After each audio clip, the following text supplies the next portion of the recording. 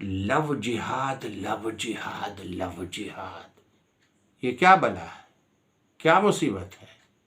कोई बला कोई मुसीबत नहीं है। जानबूझकर कुछ लोगों ने लव जिहाद नाम रखकर गैर ज़रूरी न जाने कितने हिंदू मुस्लिम नौजवान वो लड़कियों को मौत के घाट उतार दिया गया है। इसको कहते हैं लव जिहाद। लव इंग्लिश लफ्ज़ है और जिहाद अरबी है। लव के माने प्यारो मोहब्बत, जिहाद के माने कोशिश करना, संघर्ष करना, डिमांड करना, यानी प्यारो मोहब्बत होने के लिए संघर्ष करना, ठीक है ना, डिमांड कर देना।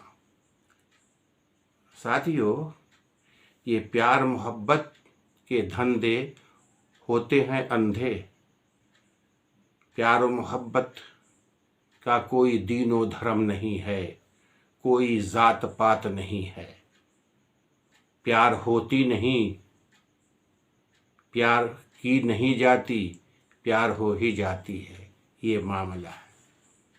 आइए आगे बढ़ता हूँ। कोरोना जिहाद, मीट जिहाद, बीफ जिहाद, ठीक है ना, लुंगी जिहाद, टोपी जिहाद, दाढ़ी जिहाद, न जाने इस जिहाद लफ्ज़ को बुरे अंदाज में पेश करके सिर्फ एक ही कम्युनिटी पर इस जिहाद को थोप दिया गया है। हालांकि जिहाद हिंदू भाई भी करते हैं और जिहाद मुसलमान भाई भी करते हैं। समझिए आप मेरी बात। हिंदू भाई जो जिहाद करते हैं उसको हिंदी में संघर्ष कहते हैं, और मुसलमान भाई जो भी कुछ करते हैं उसको जिहाद कहते हैं। हिंदू भी जिहादी है और मुसलमान भी जिहादी है। बाबाए कौम महात्मा गांधी जी ने अंग्रेज़ों के खिलाफ जिहाद किया, ठीक है ना, तो वो भी जिहादी हुए। समझ रहे ना आप मेरी बातों को? बाबाए कौम महात्मा गांधी ने अंग्रेज़ों के साथ संघर्ष किया, मुल्क हिंदुस्तान को आज़ाद कराने के लिए उससे डिमांड किया, मर मिटने के लिए गांधी जी तैयार हो गए। इसको भी जिहाद कहते हैं, ठीक है ना। आगे बढ़ता हूँ। फिर 1948 ईस्वी में बाबाए कौम महात्मा गांधी जी को एक नाथोराम गुडसे ने जिहाद किया और उनको गोली मार दी। तो गांधी ने देश को आज़ाद कराने के लिए जिहाद किया और उस जंगे आज़ादी के बाबा महात्मा गांधी को गोडसे ने भी जिहाद किया, संघर्ष किया, उनको मारने का काम किया। फ़र्क जानते रहे आप, इसी को फ़र्क कहते हैं, ठीक है ना। और ये लफ्ज़ जिहाद हज़रत मौलाना फजल हक खैराबादी साहब ने अंग्रेज़ों के ख़िलाफ़, अंग्रेज़ों से लड़ने के लिए, अंग्रेज़ों को इस मुल्क से भगाने के लिए जिहाद का फतवा दिया था। समझ रहे हैं ना? जिहाद का फतवा दिया कि आओ उठो हिंदू मुस्लिम सिख ईसाई सब मिलकर हम अंग्रेज़ से जिहाद करेंगे और अंग्रेज़ों को यहाँ से निकाल बाहर कर देंगे। उन्होंने फतवा दिया। ये फतवा सुनकर हिंदू मुस्लिम भाई, जिसमें राम प्रसाद बिस्मिल भी थे और भी उनके साथ एक मुस्लिम दोस्त थे, इन दोनों जिहादियों को मालूम हुआ कि फजल हक खैराबादी ने जिहाद का फतवा दे दिया, संघर्ष का फतवा दे दिया। है ना, अंग्रेजों को यहाँ से भगाने के लिए फतवा दे दिया, चलो हम लोग जिहाद करेंगे, जिहाद करेंगे, जिहाद करेंगे। हिंदू मुस्लिम बाहर निकल गए, है ना, ट्रेनों को लूटना शुरू कर दिया। अंग्रेज जो हिंदुस्तान से माल इंग्लिस्तान भेज रहे थे, राम प्रसाद बिस्मिल और उनके एक दोस्त जो मुस्लिम थे मिलकर के उस ट्रेन को लूट लिया। इसको भी जिहाद कहते हैं। अंग्रेजों को माल को लूट लेना, लूटने वाले कोई मुसलमान तो थे नहीं, हिंदू भी थे, मुस्लिम भी थे, सिख भी थे, ईसाई भी थे, तो वो सब जिहादी थे। आज सिर्फ मुसलमानों को ये नाम रख देना कि दाढ़ी जिहाद, टोपी जिहाद, लुंगी जिहाद, कोरोना जिहाद, लव जिहाद, है ना, हिजाब जिहाद, अजान जिहाद, कितनी बड़ी नाइंसाफी है। ये लफ्ज़ जिहाद तो संघर्ष को कहते हैं ना। अंग्रेजों को भगाने के लिए मौलाना फजल हक ने फतवा दिया था ना कि अब संघर्ष करो, आगे बढ़ो, मर मिटने को तैयार हो जाओ, अंग्रेजों को लूटो, मारो, पीटो, यहां से भगाओ। ये सब तो जिहादी थे ना। उनके बारे में आपका क्या ख्याल है, जरा सोच के मेरे को बताओ। देखो, एक बात और बताता हूं, बहुत सारे जिहादी जेल में बंद थे। हिंदू मुस्लिम जिहादी थे, मैं एक एक के नाम लूंगा तो वक्त नहीं है। ये सब जिहादी जेल में बंद थे। क्यों बंद थे? कि अंग्रेजों से संघर्ष कर रहे थे, लड़ रहे थे, तो इन जिहादियों को जेल में डाल दिया, किसी को काला पानी में डाल दिया।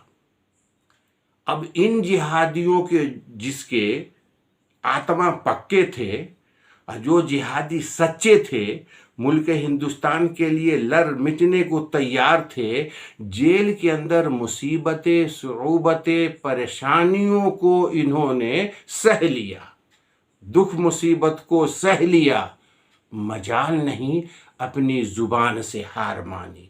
ये भी जिहाद है, ठीक है ना। उसी के बरअक्स सावरकर भी जेल में था। आप मेरी बातों को गौर से सुनिए, दाढ़ी टोपी देख के ये मत समझिएगा कि मैं एक तरफा कह रहा हूं, मैं तो जिहाद के मामले को बता रहा हूं। जेल में बहुत सड़ रहे थे जिहादी, उनको खाना पानी नहीं दिया जा रहा था, जिसमें नेहरू जी भी थे, मौलाना अबुल कलाम आज़ाद भी थे, पटेल भी थे, गांधी भी थे, सब थे। बड़ी तकलीफें दी जा रही थी। मालूम है, राइस के अंदर कंकर डाल के इनको खिलाया जा रहा था। तो मुल्क के वतन को बचाने के लिए इन लोगों को ये सारी चीजें मंजूर थी, खाते रहे, पीते रहे, लेकिन अपने जज्बात और मुजाहिदाना कुव्वत को सामने रखा और अंग्रेजों की सारी बलाओं मुसीबतों को बर्दाश्त किया, जिहाद करते रहे।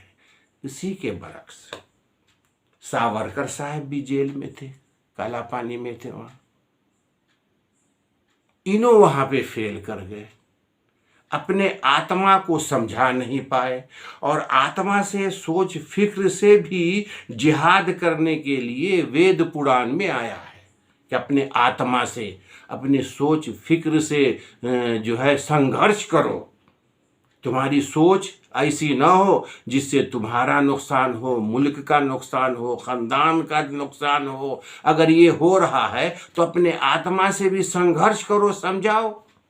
क्या वजह थी कि सारे लोग मुसीबतें जेल में उठाते रहें, मुजाहिदाना अंदाज में तकलीफ़ें बर्दाश्त करते रहें, कंकर का राइस खाते रहें और गंदा पानी पीते रहें, मुजाहिदाना अंदाज में सब्र करते रहें। यही सावरकर के साथ भी मामला था जेल में। जब इसके पास अंग्रेज का एक सिपह सालार गया और कहा, बोलो सावरकर क्या चाहिए, तो इसने माफ़ी मांग ली।